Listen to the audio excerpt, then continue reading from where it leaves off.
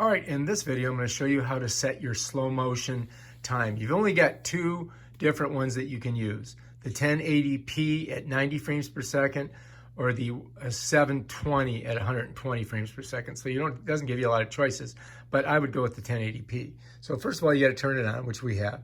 Then we're going to click on here, and you're going to notice it's got resolution first, and then image stabilization, which we turned on, and then video encoding, and then you go to slow motion. And when you click on slow motion, it just gives you these two different choices. If you wanted to go with the 720 at 120, you do that. If you want to do the 90 frames, you do that. I'm going to leave it at 1080p 90 frames. All right, so let's go ahead and close out of that. And if you look down here and I go to slow motion, it's going to say 1080p 90 frames per second. So that's how you do that. All right, if you like this video, please subscribe to my channel and check out my other awesome videos on how to use your Dragontouch camera. Peace out.